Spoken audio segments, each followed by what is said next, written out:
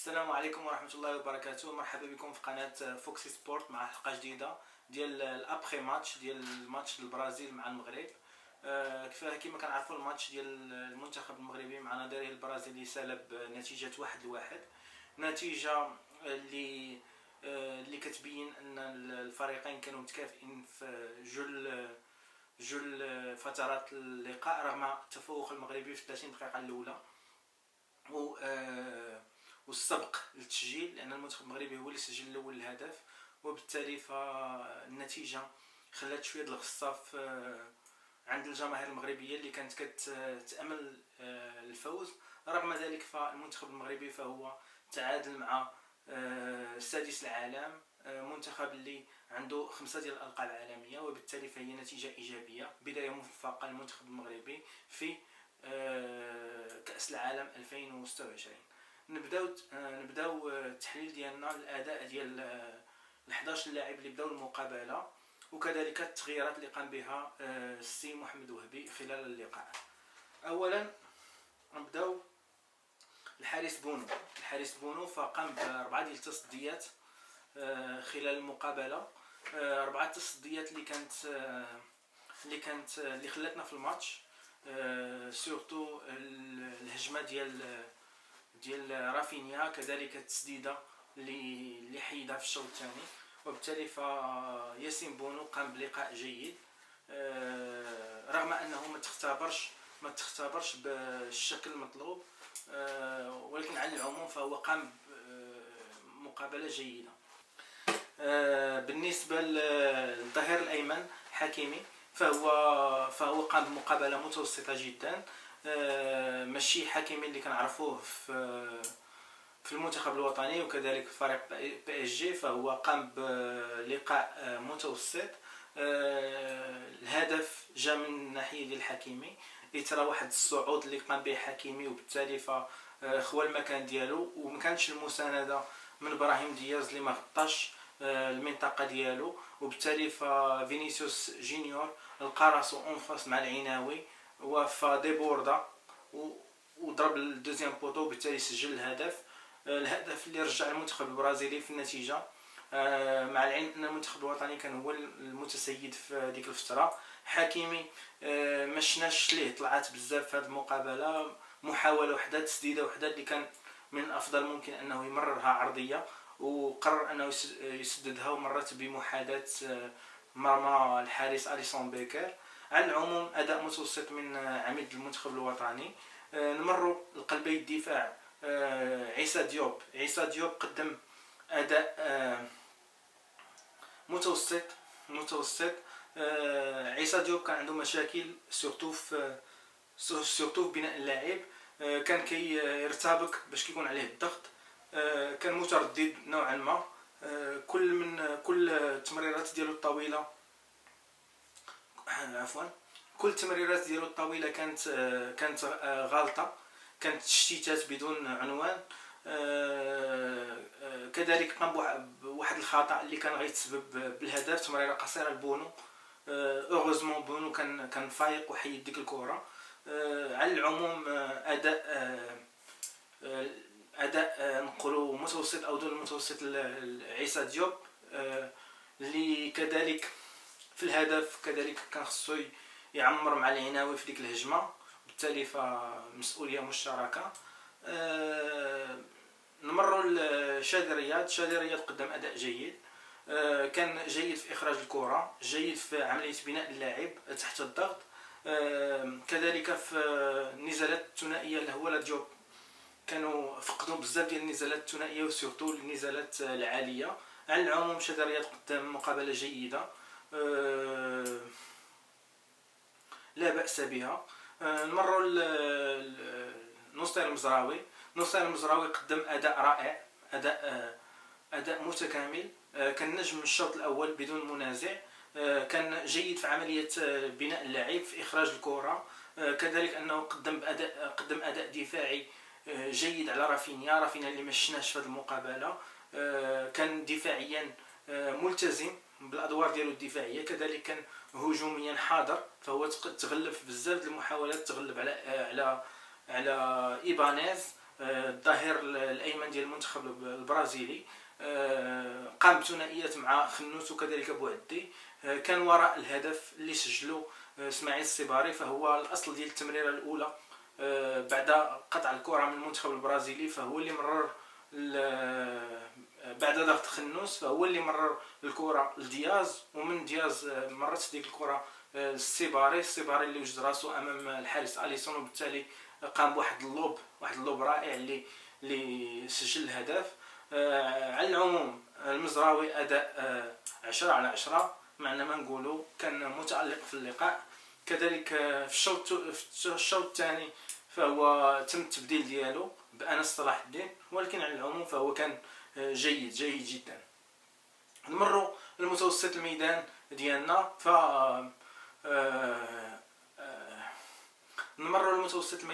فالمتوسط الميدان ديالنا كان كل من نمروا للمتوسط الميدان ديالنا. فالمتوسط الميدان كان كيشغلوا كل من العناوي وكذلك بوعدي. الاثنين قاما بدور رائع، كانوا احسن لاعبين في المنتخب الوطني، قدوا يكسروا الهجمات المنتخب البرازيلي، فرضوا الشخصيه ديالهم في وسط الميدان، كانوا كيقوموا بالتمريرات تحت الضغط بدون ادنى مشكل، استخراج الكره، تكسير الخطوط، كانوا متواجدين لا بدنيا لا تقنيا، وبالتالي فالاثنين كان ديال الاداء ديالهم رائع. العناوي ما خصناش نهضموا الحق ديالو، سورتو مع التالق الكبير لبوعدي وتكلم الاعلام على بوعدي بشكل كبير. فالعناوي كذلك كنعرفوا العناوي عنده عمليه تسديد، عنده كيشوت مزيان، قام بجوج تسديدات اللي كانوا شكلوا خطوره على المنتخب البرازيلي. التسديده الاولى اللي كانت اصطدمت بالدفاع البرازيلي، وكذلك التسديده اللي كانت في اخر اللقاء وكانت قد تباغت الحارس اليسون، ولكن للاسف تصدى ليها. العناوي معنا ما نقولوا اداء رائع.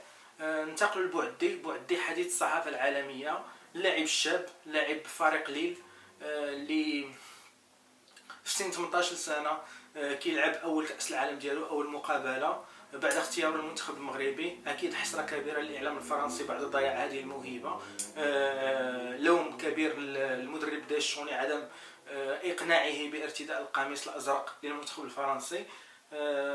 رغم ذلك بوعدي لبى نداء الوطن واختار المنتخب المغربي رغم الضغوط والاغراءات الفرنسيه.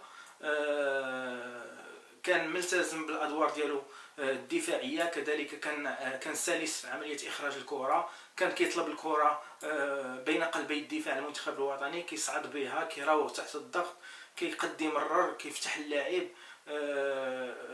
تدخلاته كانت كلها في محل ديالها. اداء رائع، حديث الصحافه العالميه حاليا. الاعين ديال اقوى الفرق العالميه عليه منصب عليه دابا، لا فريق ريال مدريد اللي انضم لباقي الفرق كارسنال وليفربول اللي صفتوا الكشافه ديالهم لمراقبه بوعدي، كذلك فريق باريس سان جيرمان اللي كان حاط العين ديالو على هذه الموهبه اللي في الدوري الفرنسي. بوعدي صاحب 18 سنه، تلميذ النابغه، تلميذ المجتهد اللي على 16 عام كان ربح جائزه ديال البلاغه في الحديث بالإليزي.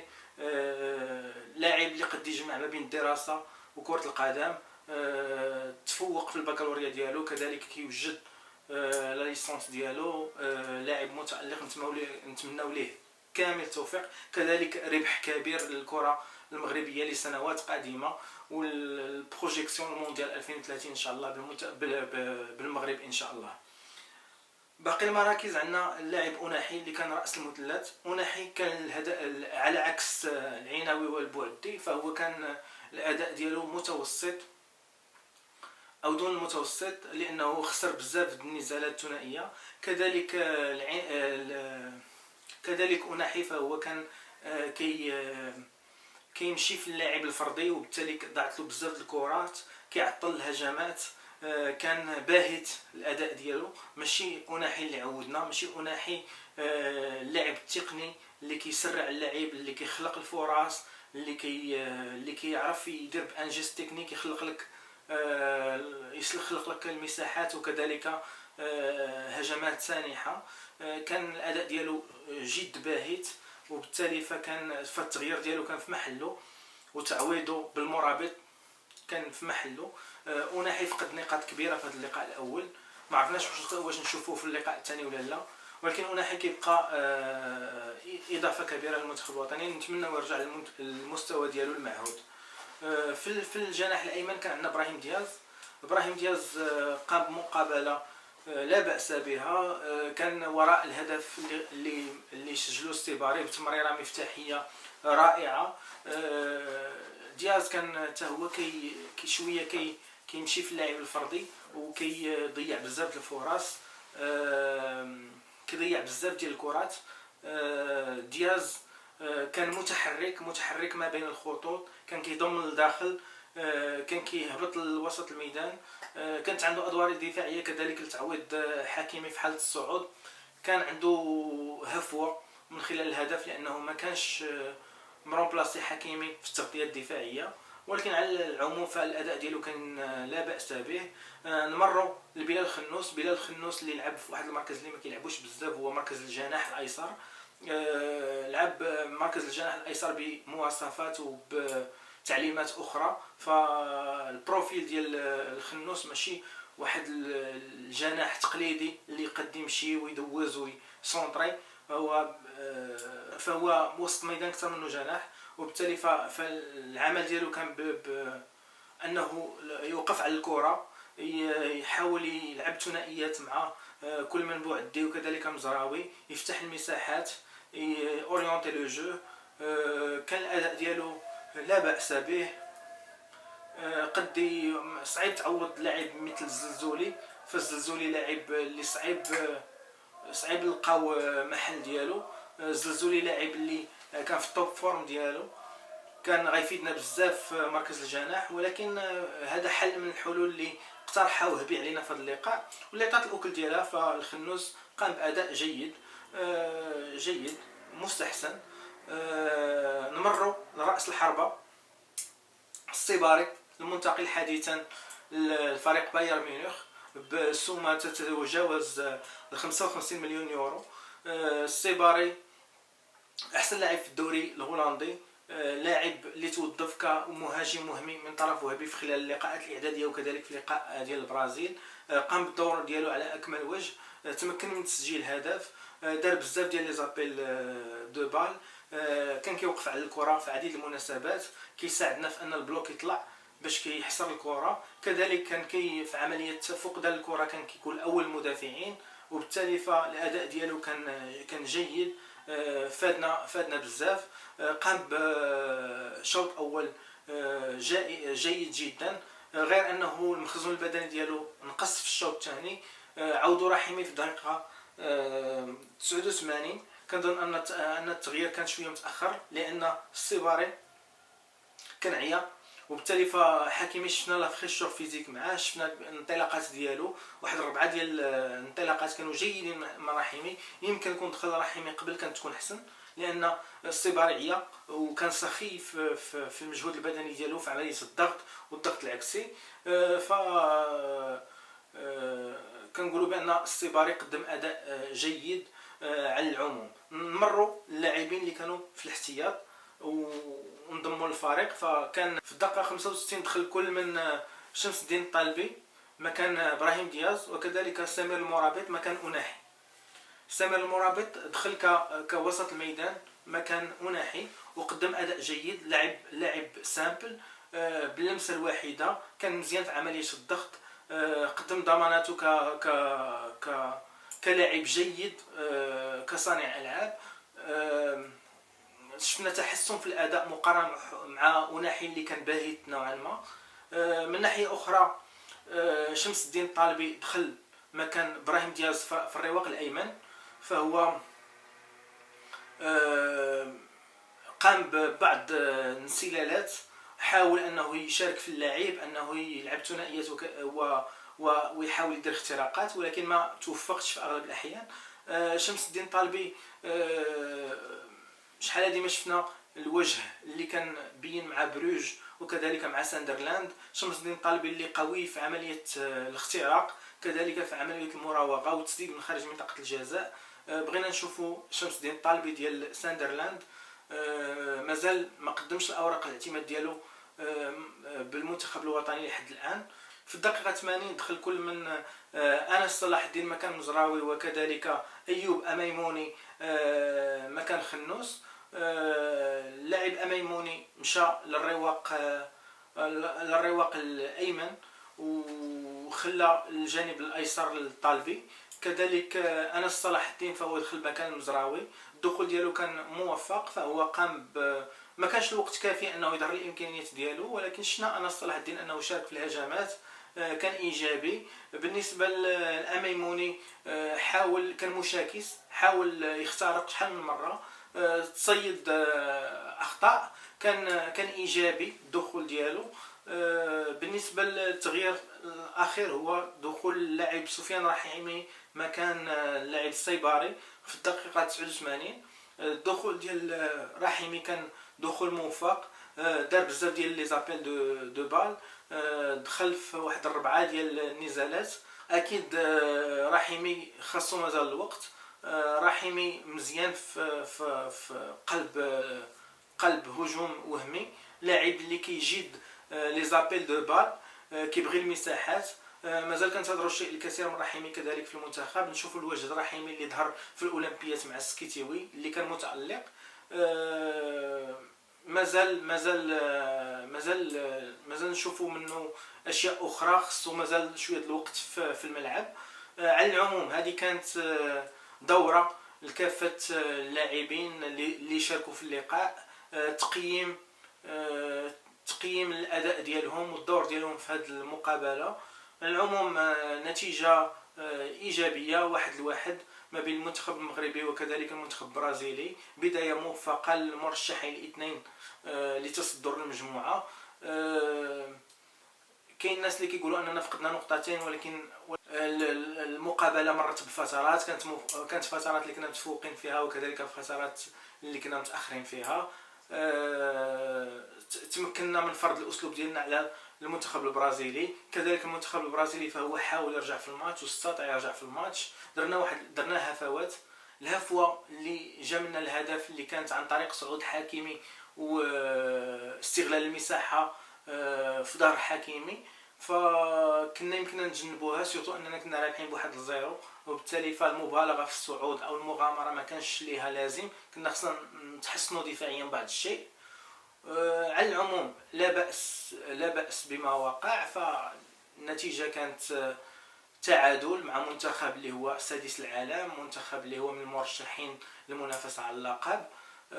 بداية موفقة. في اللقاءات القادمة غنقابلوا كل من اسكتلندا وثم هايتي، مقابلات اللي خصنا نبرزوا فيها الجانب الهجومي ديالنا، خصنا نتفوقوا، خصنا نسجلوا اهداف.